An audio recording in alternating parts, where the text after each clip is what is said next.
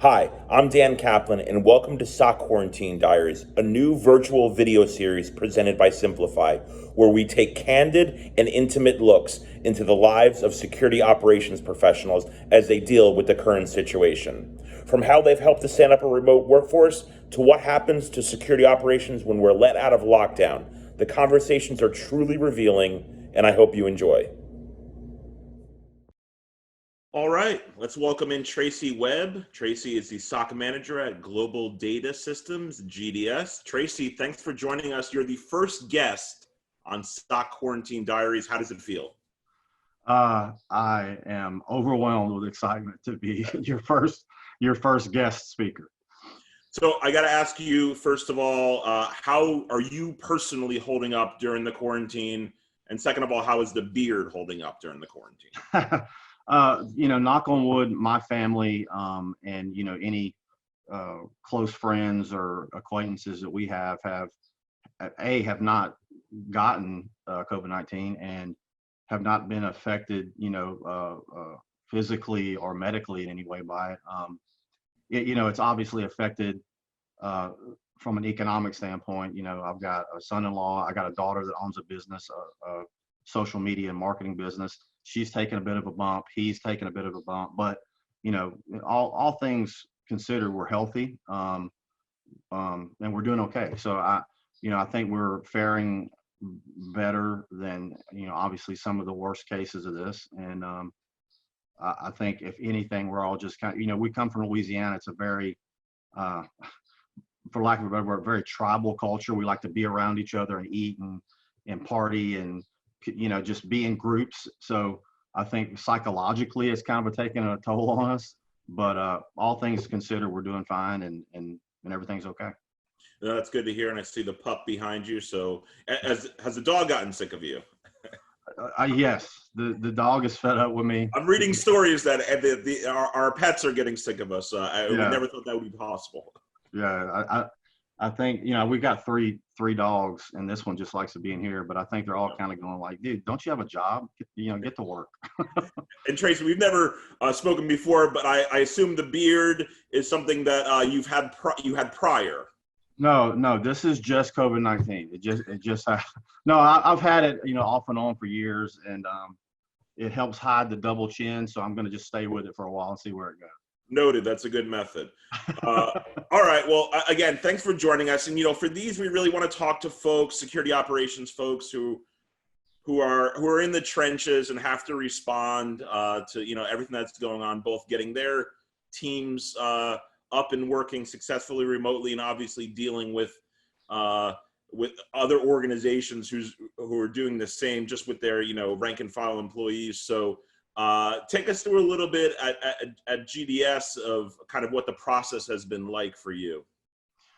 Well, I mean, what I will say is that our executive team kind of got ahead of this.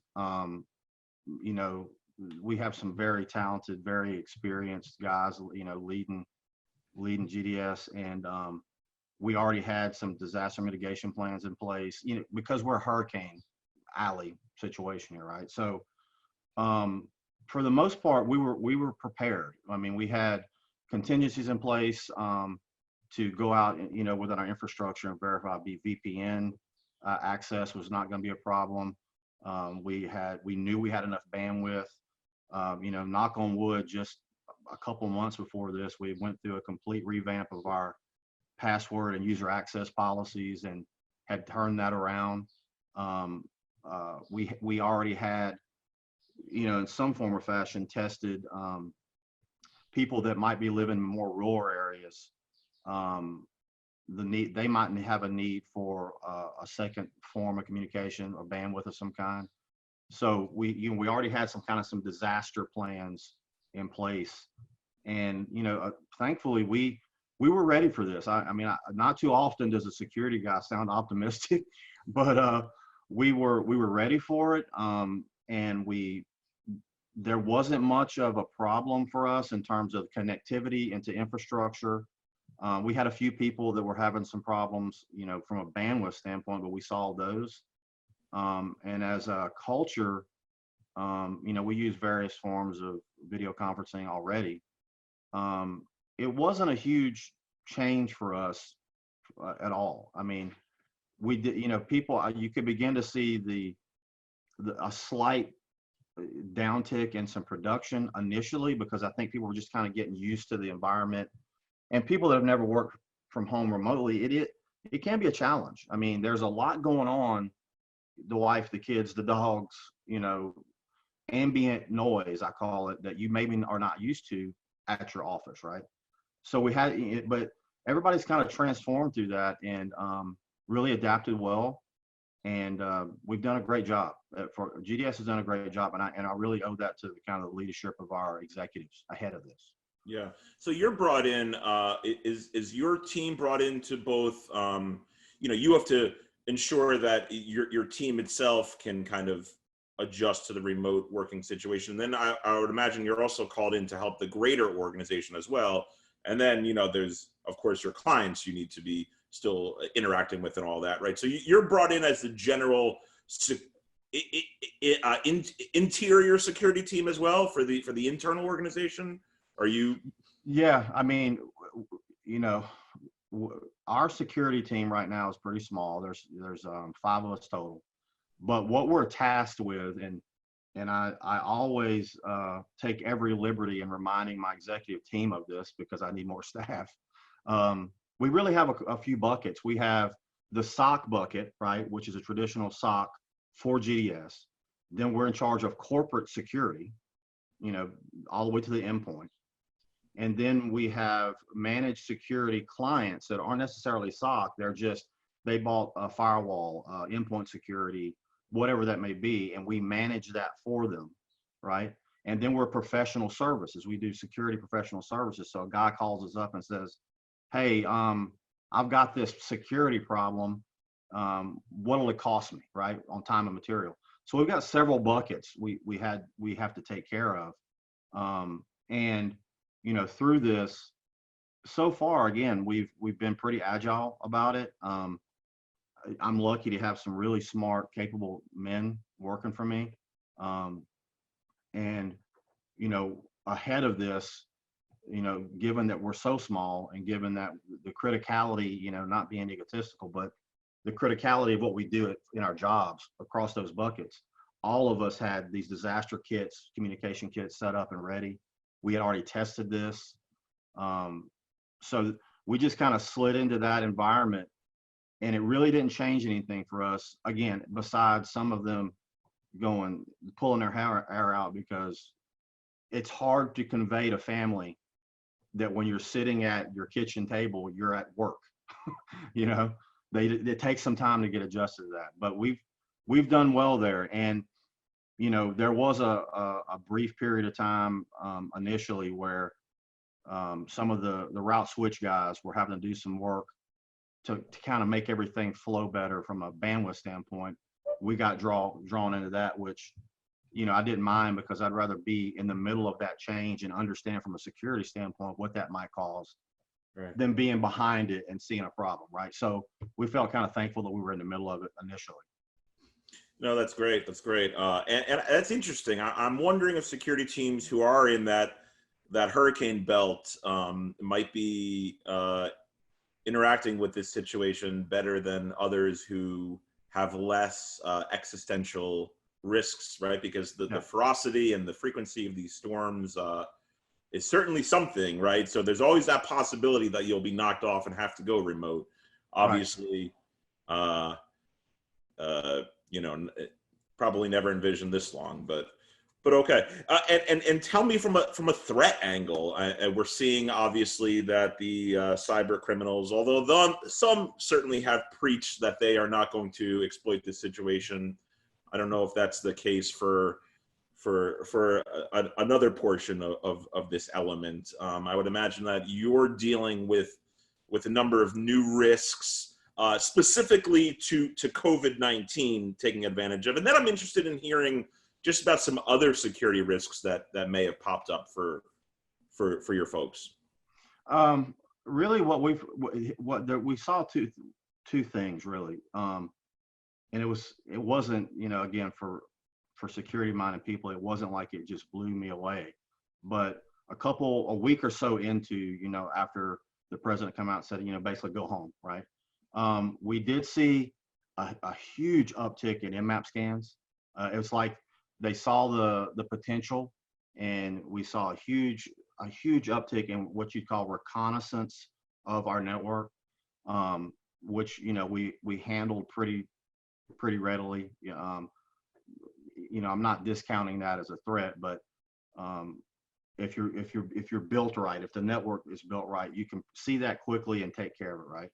And then the other thing, which was not shocking, but the sheer amount of it was shocking, was phishing emails and scams. And we partner with a company that we have an internal, GDS has a corporate security training program for our staff, phishing and all that stuff. And so I'm used to seeing what looks like very, very well made phishing emails. I mean, you got to really pay attention, right? And some of the ones that we were getting from our staff, because we directed them in a way to handle those, basically forward it to us through this means, and we'll take a look at it. I even with the training we provide our people, even myself, I was shocked at how well crafted they were, and that scared me because, well, what it does, it scared me so bad that within a week of after us, moving to the remote workforce situation, I ran a very, very, very COVID-19 pointed phishing program against the whole company, because I wanted to put the fear of God into them, so to speak, to pay attention to this. And really after that, it's just been one thing after another. First it was COVID-19 press releases or COVID-19 heat maps. Then when the stimulus money began to come out, then it was financial or banking related phishing, or IRS. And you almost kind of have to respect your enemy to fight them every day. And these guys have really stepped their game up from a phishing standpoint. And if there's one thing that I would tell everybody out there, is to be very cognizant of it. Yeah, I get it. Most of you train your staff. You're a smart human being. You're in this industry. Don't get lulled to sleep on this, because they are really coming after people in a big way. Yeah, it gets slicker and slicker seemingly by the month, really. Yeah. And to the point of phishing, we're seeing a situation where a number of our customers, and in full disclosure, GDS is a customer, and I'm not speaking on your behalf here, but we're seeing customers who are starting to do some creative stuff around playbooks related to phishing, maybe in terms of mobile device, appearing on mobile devices. We're seeing some folks getting creative with playbooks around some of the new VPN risks in terms of connectivity. To those points, are you finding a need to create new workflows around some of these threats that maybe weren't as omnipresent prior? Yeah, I mean, what we've seen, we're catching logs out of our perimeter firewalls. We're catching logs out of our email security appliance. We're catching logs out of our DNS proxy security. And we have noticed that there are what I would consider very pointed attempts of VPN creep or VPN penetration, right? But again, and I'm not taking all the credit for this, but very soon after I got there, one of the first things that we decided on was we were going to definitely go to MFA. And our VPN solid, but I kind of beat it into everybody's head that we need a second level of security, a third and a fourth actually. So in that way we saw it. And I'm not saying we created any new playbooks around it, but we definitely kind of pulled it aside and paid attention to it from a log management standpoint, right? I wanted to see what is there anything new that we didn't know about going on. But we did see a lot of which I would call maybe rudimentary VPN hack attempts. from the outside. My first concern with that was, okay, yes, we're using MFA, we're doing this right. Our staff has been trained. Our endpoint laptops, desktops are secure, malware protection and whatnot. But, you got to be fearful of what kind of network that staff member or employee is sitting in, right? What does their home network look like? Which was another concern and why we kept watching these VPN hacks attempts, just to see if we were going to, get caught with our pants down. And so far we didn't, right? Thank God. Yeah, no, that's great. And I would also imagine, as if you're not dealing with probably enough alerts already, or your clients are not dealing with enough alerts already, that's probably spiking, and maybe even the false positive situation is spiking because you're having employees doing stuff in different ways than they used to do, right? In terms of maybe putting data on their local hard drive, logging in at kind of odd times, just because that's sort of the new habit that they're in.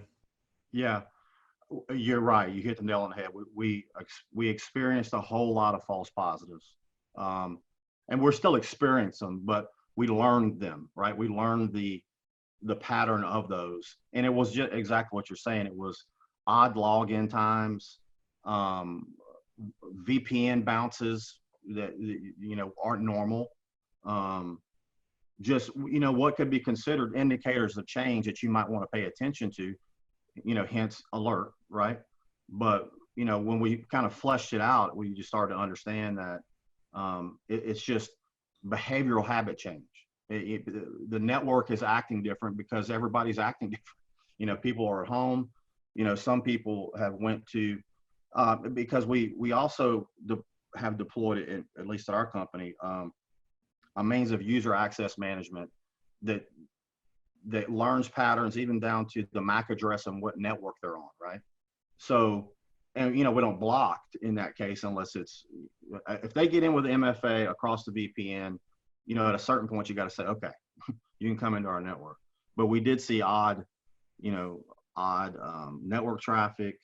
Oddly enough, even the best employees sitting at a desk in an office are not going to try to do certain things, go to certain websites, right? When you take somebody out of that environment and you put them at home and they're in their shorts in their living room, they kind of, they begin to act like they're just they get so comfortable that they start maybe doing some things that trigger these kind of pop-off alerts.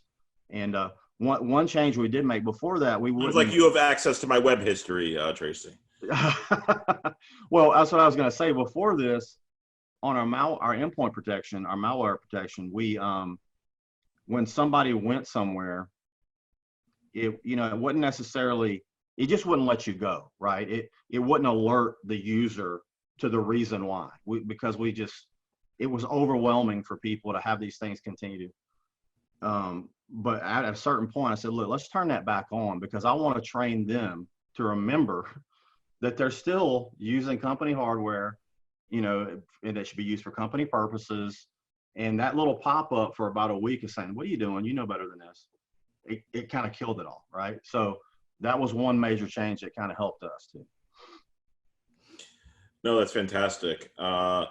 So, and it sounds like you're saying, you're kind of, this stuff is happening, but you're getting a hold of it. So I would imagine there is that sort of phased approach that you're taking, where you're kind of getting to the point where you want to get, you're just kind of doing it little by little, and eventually you'll have a fairly good confidence in the situation at hand.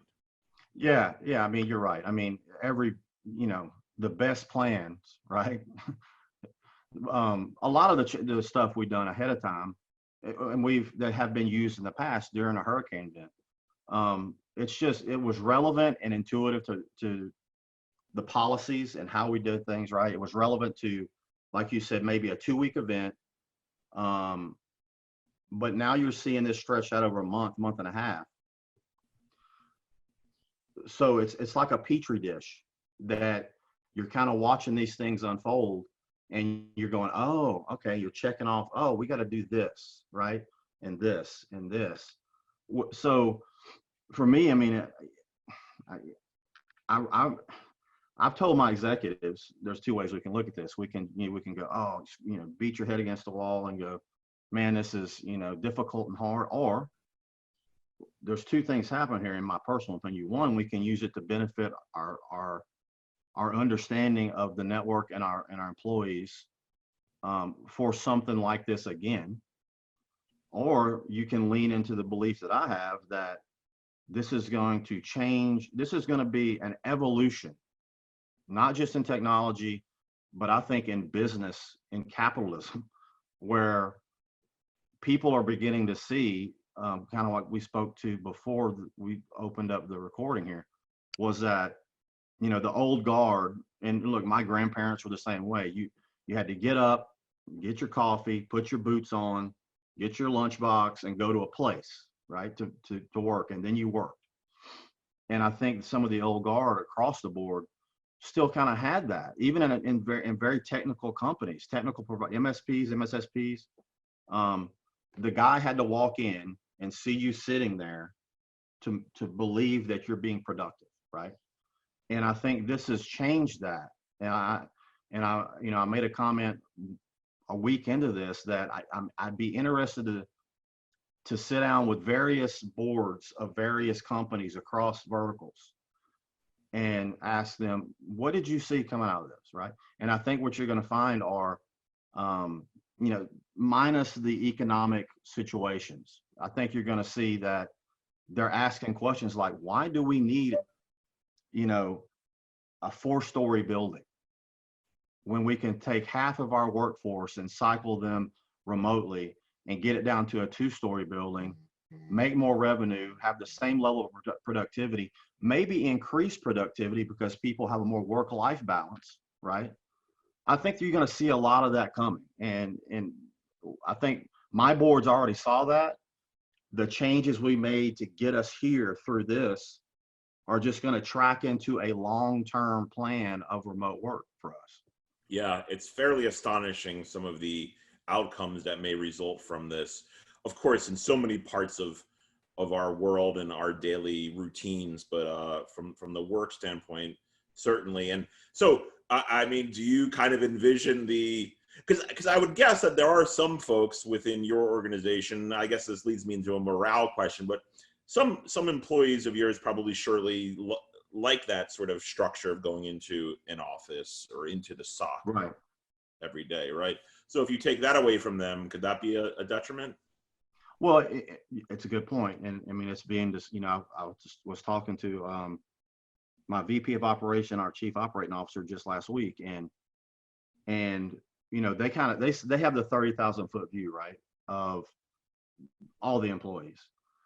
And when they were discussing it, that's exactly what our chief operating officer said. He said, look, I see some people are flourishing in this way, and I see some people that are more attuned to that strictness of schedule, right, and seeing Bill at the water cooler every day, that makes them more productive, right?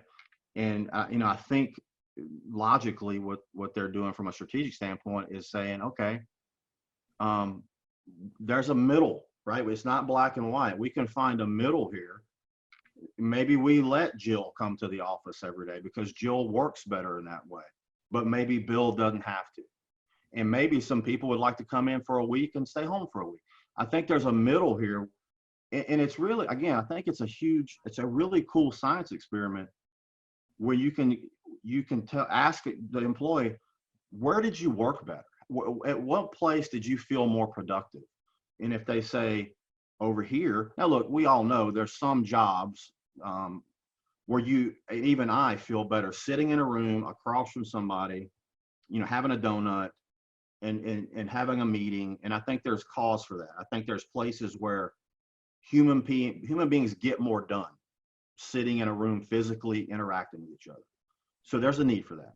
But I also think that this opens up a whole possibility of if business is concerned with A, being productive, and obviously B, making money, it would be ridiculous not to find a way to tune productivity down to where a person works from. right? Yeah. And I think that smart people are going to see that and begin to do that. Yeah, you're absolutely right, and it's not a binary answer, and it works differently. And I think that there is a way that businesses can be amenable. For me, I'm kind of like, I like going into the office 3 days a week. I like with the work from home 2 days. Like a 3-2 is like a perfect situation for me. Right. Initially, before this, I'm like, man, I just sound greedy, but maybe that's okay to feel that way, and maybe that's kind of the way it goes. And I want to ask about because it's funny. I did back in December. We released an infographic that looked at the metamorphosis of the SOC, the Security Operations Center, over, say, the 30 plus years that SOCs, as we conventionally know them, have existed. And then I kind of was looking to the future a little bit, and I was imagining a Jetsons like situation. But maybe the reality is that the future is now more remote, right? And more kind of what you're doing within your console in your home office. Yeah. I mean, I think, history is going to say what this is ultimately did, right? 20 years from now. But I really believe that, and obviously some people are, just knuckleheads and they're not going to get it. And but I believe a lot of innovation is going to come out of this period of time. From a human interaction standpoint, I think that, like you're saying, I think that we're going to find ways. Smart people are going to find ways to use this to innovate human communication and workplace communication that benefit the company and the employee. And I think the companies that attract to themselves to that and utilize that, this evolution and those technologies are going to have a leg up on the competition, right? Because what professional working, at company A, they have to go into work 40 hours a week. They got to do the commute. It's part of the job description. What idiot wouldn't look over at company B where, again, Bill can be at the lake working if Bill wants to, as long as Bill is productive and meeting deadlines and meeting team goals and company goals and being of a benefit to the business. Who cares? Mm-hmm. And I think that's going to begin to trend that way over time. Yeah, and I mentioned Simplify earlier, and kind of our ability to help folks automate playbooks and workflows, but also to the point of what SOAR does, and I'm not trying to get too self-promotional here, but that I guess in that scenario as you're describing, the collaboration aspect would be something where folks might be like, well, in the SOC, it's nice to just go over and kind of huddle around something and look at a various alert or incident or a triage situation that you're dealing with. How can you? So I would imagine that collaboration element will be important virtually. Something like SOAR helps with that. Do you foresee technology being able to kind of answer that issue as well? I think so. I mean, I wish I had the time, money, and maybe the memory that I used to have to, but I mean, very early, I knew, I was already thinking 2 months ago. I know that, let me start over. Unfortunately, in Louisiana, there's not a whole lot of technical talent. Really, the technical talent pockets are Houston and New Orleans, right? And in between, there's very talented people, don't get me wrong, but you don't have the sheer amount of it that you have in the Houston Metroplex area and New Orleans, right?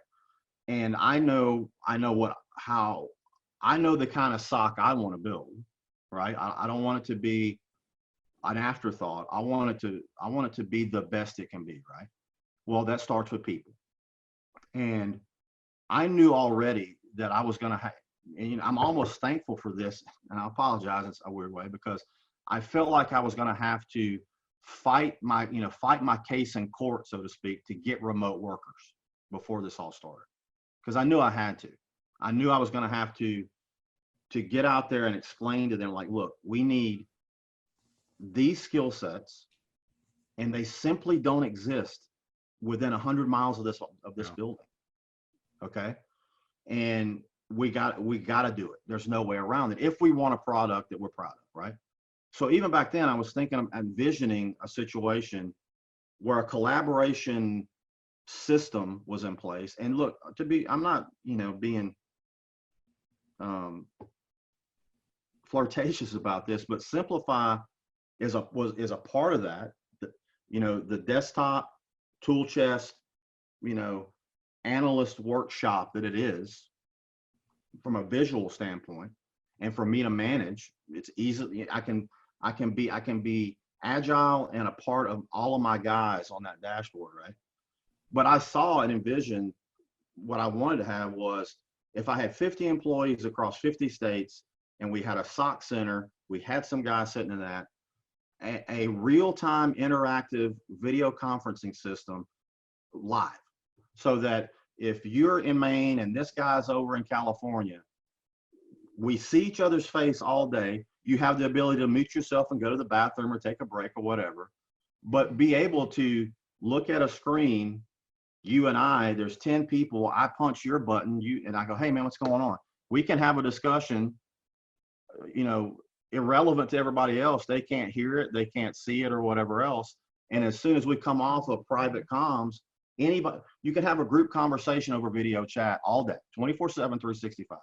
I think that's where it's going, because it gives you the human need for facial interaction and reading each other's emotion, but it fits the bill and fits the need of having people work remote, because it's got to happen, right? I think that's where it's going to end up, is some really integrated, collaborative communication setup, video conferencing, the whole nine. And if I've got that, right, and I've got Simplify, and I've got access to all the GDS networks and my client networks, who cares where I'm at? It doesn't, I can be in Alaska. It doesn't matter to me, right? I think that's where it's going. Yeah. No, it's going to be so interesting to see. But I would be hard pressed to see it not going in at least somewhat in that direction after this. Tracey, this has been an amazing conversation. Do you have any other kind of experiences that you've dealt with in the transition to the remote operations that you think is a valuable piece of advice to share with anyone? Anything? And again, it sounds like you guys were really well prepared, and maybe that's the advice. Luckily, right? very lucky. Yeah. And I don't know if what I've seen, what's helped GDS a lot, and I can't take any credit for this, but our HR department and our marketing department very quickly kind of set up some off-channel group chats, right? We've got a couple of different, we've got a, I forget what, it's Spaces. I think we have an internal, I guess you'd call it I don't know. It's just an internal site where we can all communicate, right? And usually non-important, non-mission critical stuff goes on there. And then we use WebEx Teams. And very quickly they created, an internal COVID moral, what was it? What's it called? Remote morale page, right? So they created that page, and then they created the GDS remote morale group message group. And then they created a GDS happy hour, right? And it's not active until after 5. And, I'm not advocating bad habits or vices, but, them creating that page, them creating that group morale, anything goes, within, you got to be professional. You can't go in there and be a monkey, right? But you can laugh and joke and send pictures and gifts. And then, again, I really appreciate the fact that our executive said, look, let's do a little after hours thing, within human decor. We can be a little looser after 5, and people can have a good time and show us what they're cooking or what whiskey they're having that night, and have so those kind of things I think have helped everybody, because, and I would argue that it's even brought some people closer together, right? Because it gave everybody a place to kind of go, and get away from life, which has been hectic for everybody, to go back to the water cooler, right? It's an after-hours water cooler, and I would suggest that you know even now it's not too late for companies to do something like that. And look, obviously you want to do that professionally. You want, if you feel the need to set some rules and standards of that, you should.